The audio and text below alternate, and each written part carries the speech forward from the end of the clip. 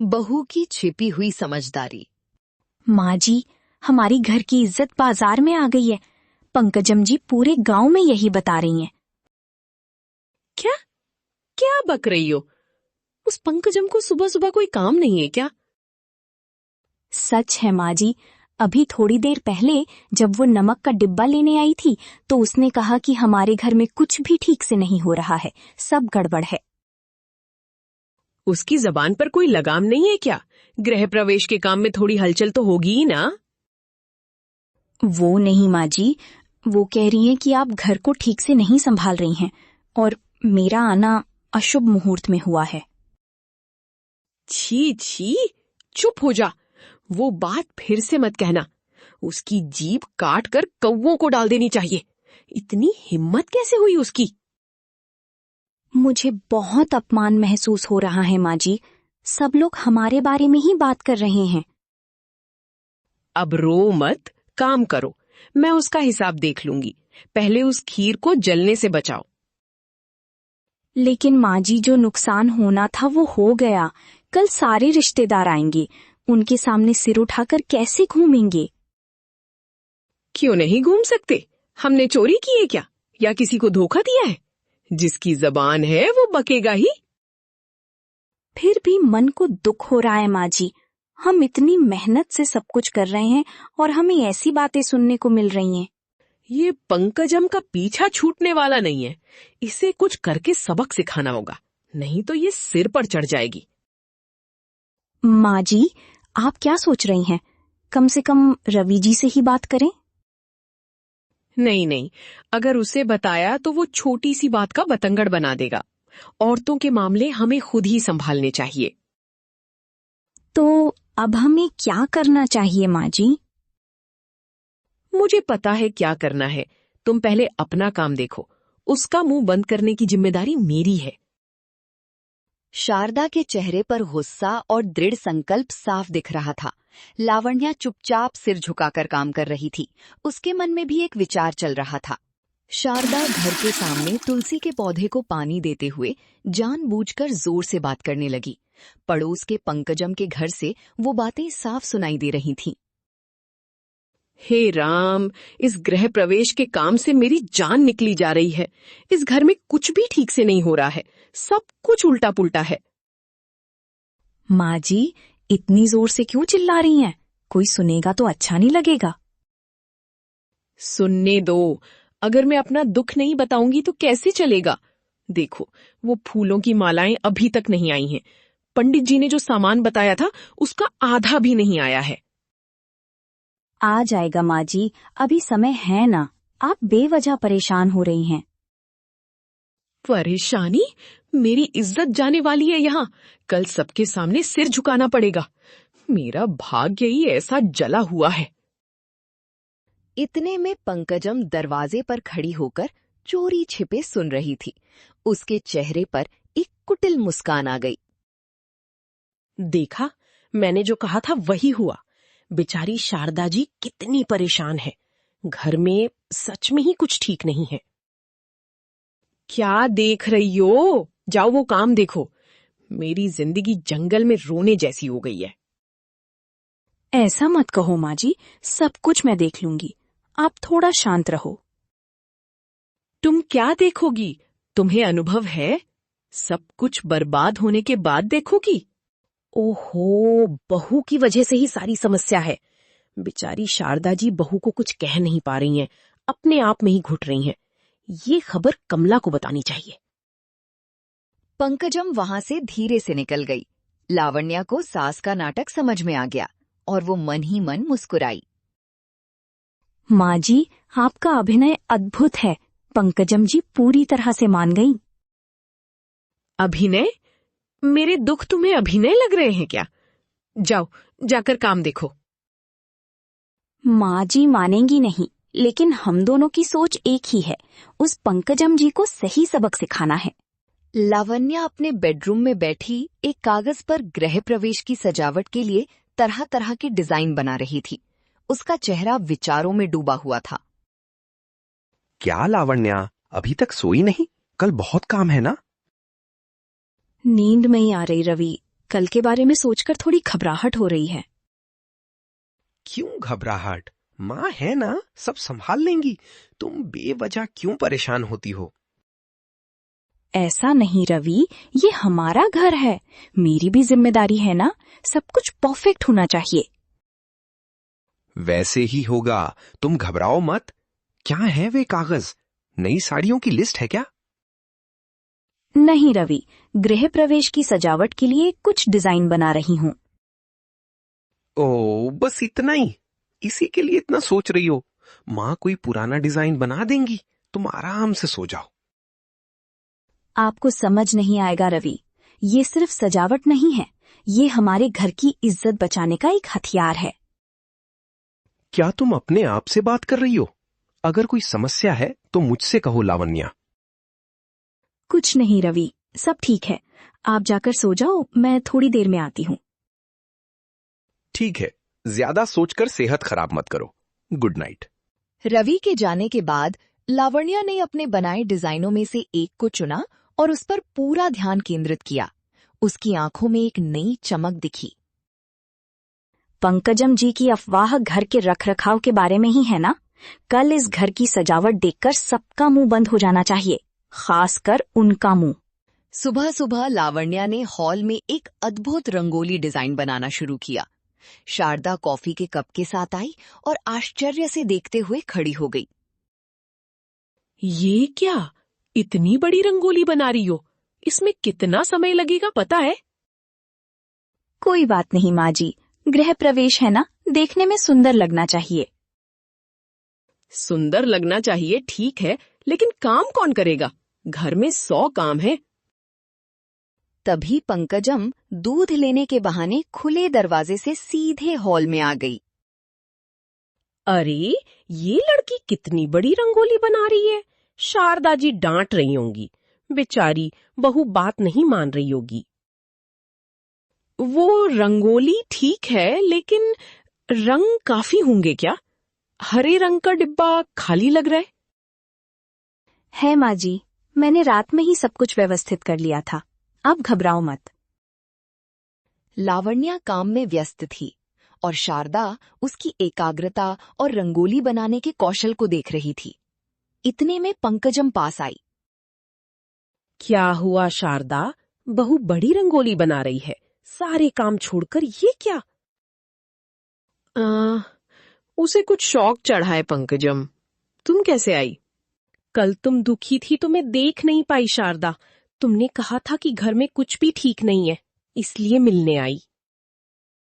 अरे वो, मैंने तो कहा था कि फूल वाला अभी तक नहीं आया, बस यही बात थी, और कुछ नहीं। पंकजम के जाने के बाद शारदा ने लावण्या की तरफ देखा। लावण्या ने भी सास की तरफ देखा। दोनों की आंखें मिली। एक पल की खामोशी। शारदा ने बिना कुछ कहे रंगोली के एक डिजाइन की तरफ सिर से इशारा किया, जैसे कह रही हो कि ये अच्छा है। लावण्या समझ गई, ये उनके बीच का पहला मौन समझौता था। दोपहर का समय। शारदा रसोई में घबराई हुई इधर उधर घूम रही थी। उसके चेहरे पर चिंता साफ दिख रही थी। लावण्या, इधर आओ जरा, कमला ने अभी फोन किया था। क्या हुआ माँ जी, इतनी घबराई हुई क्यों है? रिश्तेदार निकल गए क्या? रिश्तेदार नहीं, हमारी इज्जत बाजार में आ गई है। उस पंकजम ने जहर उगला है। क्या बताया माँ जी? कल मैंने जो बातें कही थीं, उन्हें पकड़कर शारदा के घर में कुछ भी ठीक नहीं है, बहू बात नहीं मान रही है, सारे काम छोड़कर रंगोली बना रही है, कहकर पूरे गांव में प्रचार कर दिया।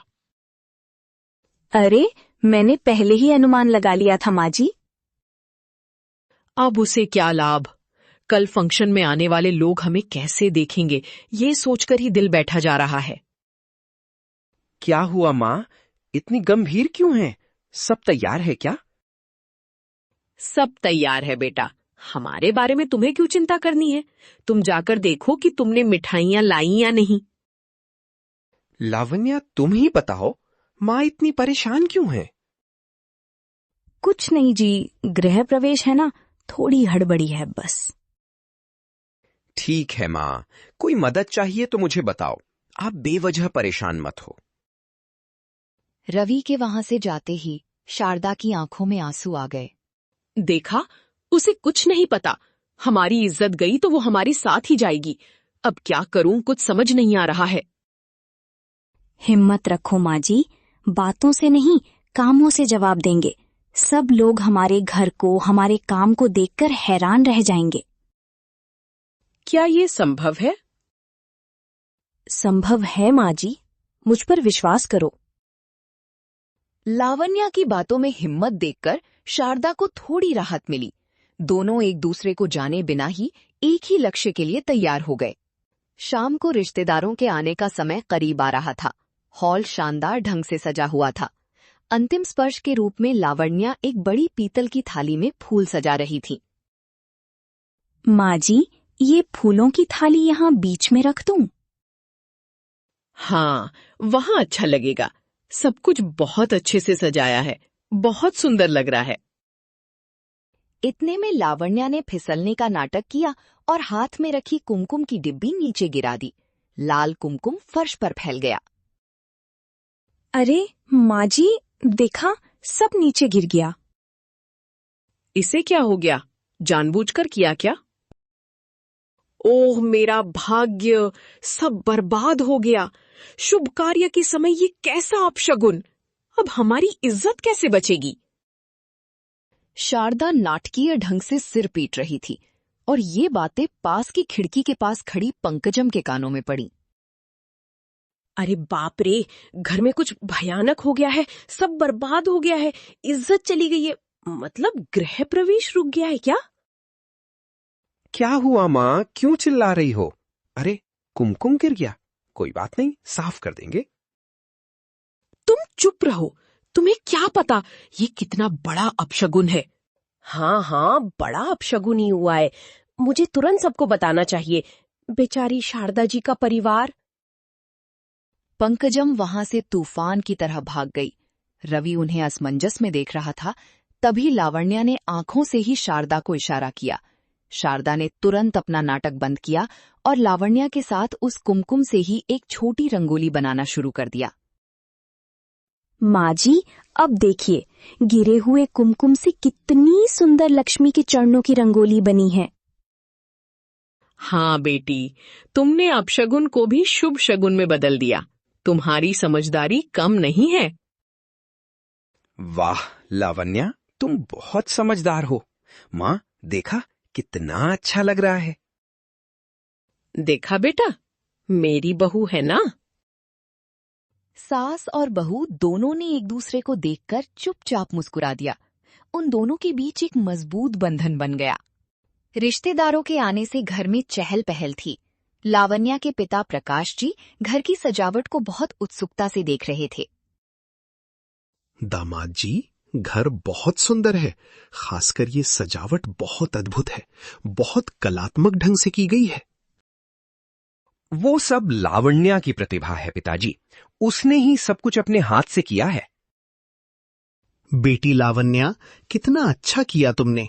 तुम्हारी नानी भी ऐसे ही त्योहारों पर घर को अद्भुत ढंग से सजाती थीं। वो कला तुम्हें विरासत में मिली है। धन्यवाद पिताजी। ये बातें सुनकर शारदा के चेहरे पर एक छोटा सा बदलाव आया। उसने अपने अतीत को याद किया। भाभी जी, आपको याद है, एक समय में शादियों में आप कितनी सुंदर कढ़ाई और सिलाई करती थीं। आपकी दस्तकारी के बारे में सब लोग बातें करते थे। ये कलाएं हमारे साथ ही खत्म नहीं होनी चाहिए। हाँ जीजा जी, शादी के बाद मैंने सब कुछ छोड़ दिया था। अब आपने याद दिलाया। सच में माँ, तुम इतनी अच्छी सिलाई करती थी, मुझे कभी बताया नहीं। वो पुरानी बातें क्यों अब। प्रकाश जी की बातें शारदा के मन में गहराई से उतर गईं। उसने लावण्या की तरफ नए सम्मान से देखा। उसने मन ही मन तय कर लिया कि उसकी बहू की प्रतिभा भी घर के कामों के बीच दबनी नहीं चाहिए, जैसे उसकी अपनी प्रतिभा दब गई थी। देखो बेटी, प्रतिभा कहीं नहीं जाती, सही समय पर वो खुद को साबित करती है। लावण्या और शारदा ने एक दूसरे को देखा। उन आंखों में कई अर्थ छिपे थे। पूजा का समय करीब आ गया था। सब लोग हॉल में जमा हो गए थे। लावण्या भगवान के सामने दीपक जला रही थी और शारदा उसकी मदद कर रही थी। वो फूल ऐसे नहीं, ऐसे रखो। भगवान की सजावट मन लगाकर करनी चाहिए। ठीक है माँ जी, आप जैसा कहेंगी वैसा ही करूंगी। दोनों एक दूसरे की मदद करते हुए काम कर रही थीं, जिसे सब लोग उत्सुकता से देख रहे थे। इतने में पंकजम एक नई अफवाह के साथ प्रवेश करती है। कमला, सुना क्या? हमने सुबह सोचा था कि शारदा जी के घर का गृह प्रवेश रुक गया है।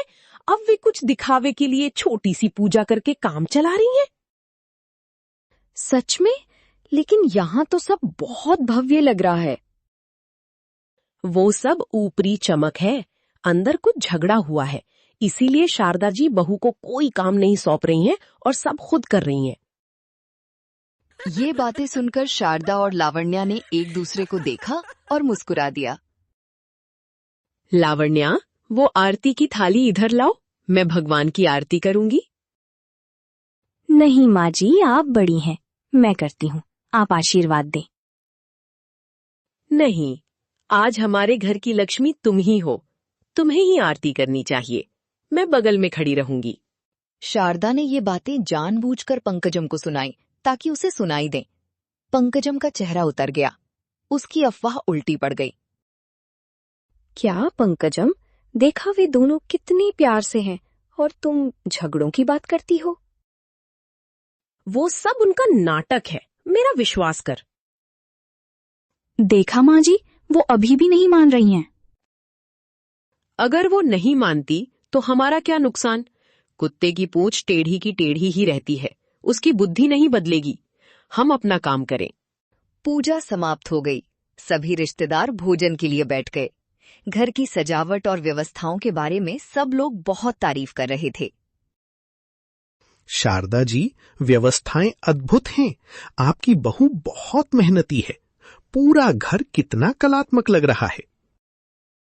हाँ जीजा जी, वो सब हमारी लावण्या की वजह से है। उसे इन कामों में बहुत मजा आता है। देखा दामाद जी, मैंने नहीं कहा था, प्रतिभा खुद को साबित करती है। सच कहा पिताजी, लावण्या इतना अच्छा करेगी मैंने भी नहीं सोचा था।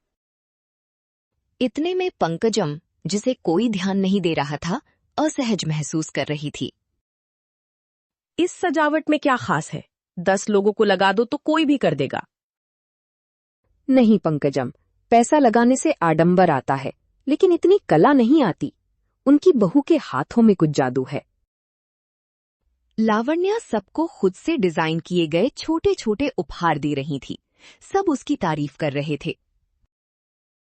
लावण्या, ये उपहार बहुत अच्छे हैं, तुमने ही बनाए हैं?